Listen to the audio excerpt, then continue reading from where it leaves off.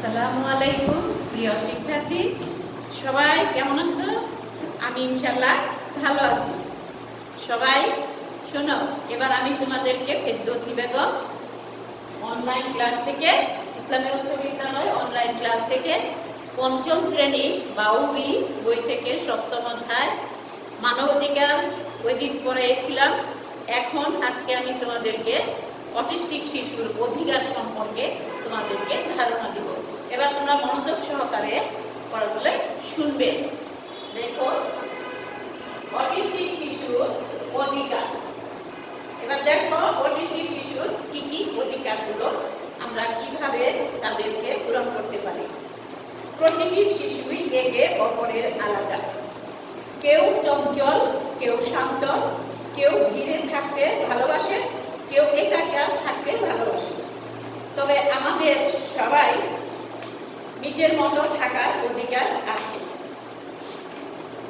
উদাহরণ হিসাবে আমরা অটিস্টিক শিশুদের কথা জানতে পারি। অটিস্টিক শিশুরা অটিজম সমস্যায় আক্রান্ত। অটিজম কোনো মানসিক রোগ নয়। অটিজম কোনো মানসিক রোগ নয়। মস্তিষ্কের একটি বিকাশগত সমস্যা। মাথায় কোনো সমস্যা, সেটাই হলো মস্তিষ্কের কোনো সমস্যা, সেটা হলো অটিস্টিক জাতীয় অটিজম। অটিস্টিক শিশুরা অটিজম সমস্যায় আক্রান্ত। অটিজম কোনো মানসিক, কিন্তু এটা রোগ না।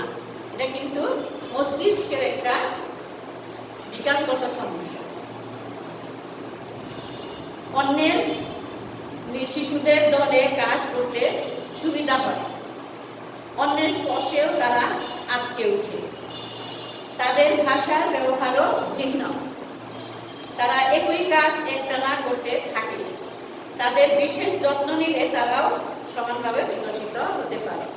আচ্ছা, এখানে দেখো, অটিস্টিক শিশুদের আমরা কি করি? অটিজম কোনো একটা মানসিক রোগ না, এটা মস্তিষ্কের একটি বিকাশগত সমস্যা।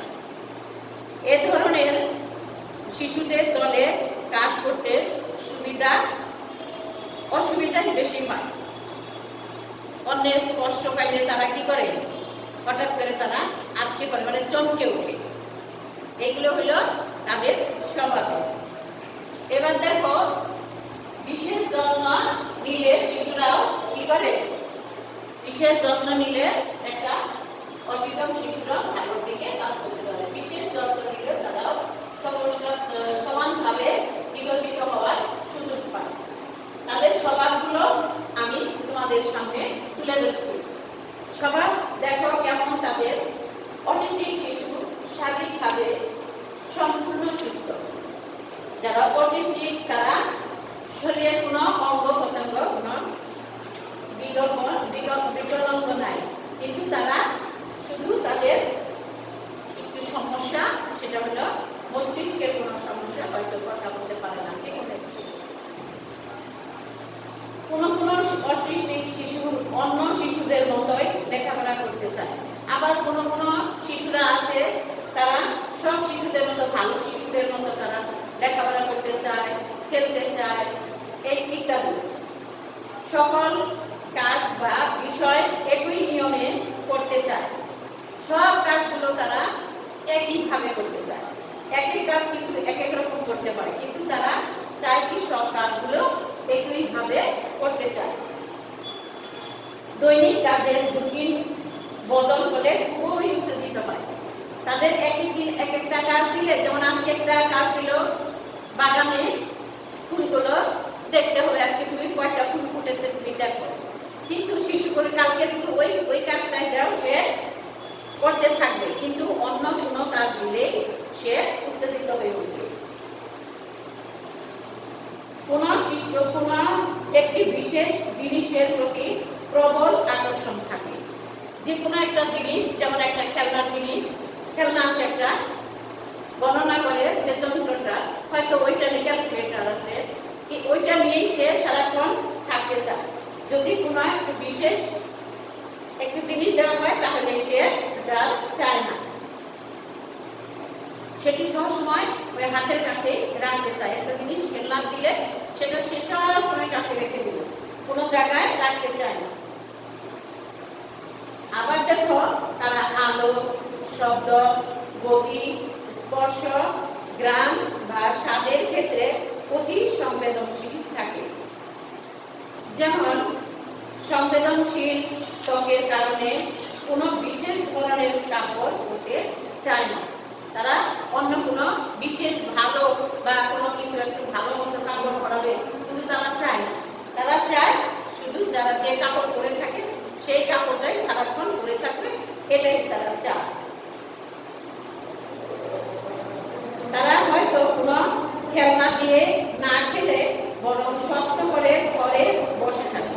কোনো খেলনা দিলে তারা খেলতে চায় না, তারা হাতে নিয়ে বসে থাকে, গন্ধ নেয় বা ঘন্টার পর ঘন্টা সেগুলোর দিকে তাকিয়ে থাকে। একটা জিনিস হাতে দিলে সেই হাতের জিনিসটা নিয়ে সে অলরেডি তাকিয়ে থাকে, দেখতেই থাকে। কিন্তু তারা ওই জিনিসটা হাত থেকে সরাতে চায় না। আরেকটা হচ্ছে কোনো অটিস্টিক শিশু চমৎকার প্রতিভার অধিকারী হয়। যেমন ছবি আঁকতে হয়। অনেক শিশুরা দেখছো কথা বলতে পারে না, কাজ অন্য কোনো কিছু করতে পারে না, কিন্তু সে অলরেডি সেলাই কাজ পারে, গান গাইতে পারে, তারপরে সে অঙ্ক করতে পারে, তারপর ছবি আঁকতে পারে, ইত্যাদি প্রতিভা তাদের মধ্যে থাকে। অনেক সময় দেখা যায় শিশুদের আমরা কি করি, শিশুদের এরা অটিস্টিক শিশু, এদের যত্ন নেওয়া যাবে না, এরা যে অবহেলা করি, কিন্তু তা না। আমরা যদি তাদেরকে একটু যত্ন নেই, একটু ভালোর দিকে তাদের এগিয়ে দিই, তাহলে দেখা যাবে শিশুরা সুন্দরভাবে, ওরা অটিস্টিক হলেও তারা সুন্দরভাবে কাজগুলি করে যেতে পারবে।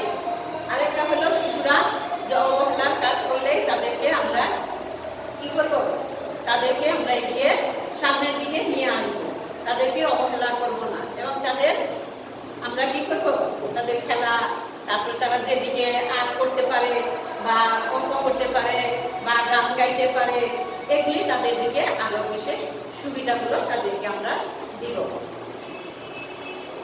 তাহলে একটি অটিস্টিক শিশুর সাথে ক্লাসে কেমন ব্যবহার করা উচিত? তোমাদের কাছে যদি কেউ বসে থাকে, দেখবা যে তাদেরকে তোমরা কি করবা, কাছে নিয়ে বসিয়ে তাদের কি কি কাজগুলো দেয় একটু হাতের কাছে বুঝিয়ে দেবে, তাহলে যেমন কেউ না। আবার এমন শিশু আছে যারা একটু হাত দিয়ে ধরলে সে রেখে যায়, তাদেরকে সহজে ধরা যাবে না,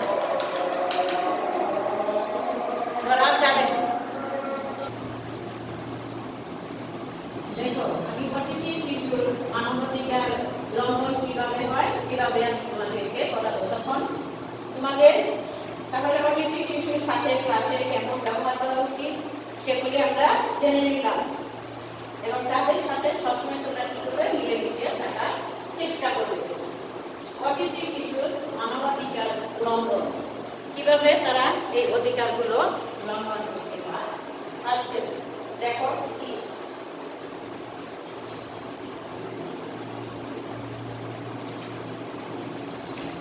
অধিকারগুলো, মানবাধিকার লঙ্ঘনগুলো কি কি দেখো। আমাদের সমাজে শিশুদের মানবাধিকার লঙ্ঘনের কয়েকটি উদাহরণ তোমরা দেখবে। এবার দেখো আমি তোমাদেরকে পড়ে শোনাবো। অনেক শিশু তাদের পরিবারের অসচ্ছলতার কারণে শিক্ষার অধিকার থেকে বঞ্চিত হয়। অনেক মা বাবাই আছে তারা টাকা পয়সা খরচ করতে চায় না এবং পারে না, তাদের শিশুদের কি করে, অসচ্ছলতার কারণে তাদের শিক্ষার অধিকারগুলো দিতে পারছে না। আর কিন্তু অনেক শিশু ক্ষেত ঘরে, ইটের ভাটায়, দোকানে, কলকারখানায় কাজ করে। যদিও বাংলাদেশের 18 বছরের কম বয়সী শিশুদের জন্য শ্রম ব্যয়, কিন্তু আমাদের দেশে শিশুদের বয়স কত হতে হবে, 18 বছর হইলে আমরা তাদেরকে কি বলবো, তাদের কলকারখানা বা ইটভাটায় যে কোনো কাজ করতে পারবে তারা। আর যদি 18 বছরের কম হয় তাহলে মানবাধিকার লঙ্ঘন করা হবে। আজকাল আমাদের বাংলাদেশে দেখা যাচ্ছে কিছু বেশিরভাগ পরিবারের ছেলে মেয়েরা 8, 9, 10, 12 এরকম 15 বছর বয়সের শিশুরা ইটভাটা, তারপরে দেখা দেখা যায় দোকানে বা কলকারখানায় কাজ করছে, কারণ তাদের মা বাবার অসচ্ছলতার কারণে। পরিবারের সামর্থ্য না থাকা শহরের অনেক শিশু গৃহহীন। পরিবারের শিশু যাদের পরিবারের সামর্থ্য না থাকায় শহরের অনেক শিশু গৃহহীন, যারা কি করে ঘরের বাড়িতে থাকতে পারে না, কোথায় যায়, রাস্তাঘাটে থাকে। দেখা যায় যে ফুটপাতে অনেকেই ঘর বানিয়ে আছে। এগুলো হলো শহরের অসচ্ছলতার কারণে শিশুরা এগুলো গৃহহীনভাবে চলতে থাকে। অনেক সময় সামান্য কারণে বা বিনা কারণে শিশুদের শারীরিক নির্যাতন করা হয়, এতে তাদের মানবাধিকার লঙ্ঘিত হয়। অল্প বয়সের ছেলেমেয়েদের একটা কাজ দিলে দেখে পারতেছে না, তারপরে কি করে কারখানার শ্রমিক মনে করে তাদেরকে ছোট হলেও তাদেরকে পিটায় বা মারধর করে, যে এটা পারো না কেন। বা কাজ করতে গেলে, বাড়িতে কোনো কাজ করাতে গেলেও তাদেরকে যে কাজ করায় বাড়ির মালিক, তারাও অনেকেই ধমকাধমকি করে বা কাজ করতে না পারলে তাদেরকে পিটায়, মারে, এরকম অনেকেই করে থাকে। অনেক সময় শিশুদের বিদেশে পাচার করে দেওয়া হয়, এটি একটি মানবাধিকার বিরোধী কাজ। এছাড়া মানবাধিকার বিরোধী আরো অনেক কাজ আমাদের সমাজে ঘটে থাকে। মানবাধিকার রক্ষায় আমাদের সচেতন হতে হবে, প্রয়োজনে তাদের যথাযথ কর্তৃপক্ষকে জানাতে হবে। তোমাদের অটিস্টিক শিশু এবং যারা কম বয়সী শিশু, তাদেরকে আমাদের সমাজের কাছ থেকে যত্ন নিতে হবে এবং তাদের প্রতি আমাদের সতর্ক থাকতে হবে এবং তাদেরকে যত্ন নিতে হবে। এই প্রত্যাশা নিয়ে আমি আজকে তোমাদেরকে একটি কাজ দিব, সেটি হলো তোমরা শিশুদের মানবাধিকার লঙ্ঘন হতে দেখলে তুমি কি করবে, এটা কালকে তোমরা খাতায় সুন্দর করে লিখে নিয়ে আসবে। এই বলে আমি আমার সংক্ষিপ্ত পাঠদান শেষ করছি। আল্লাহ হাফেজ, ভালো থাকবে, সুন্দর থাকবে। আসসালামু আলাইকুম।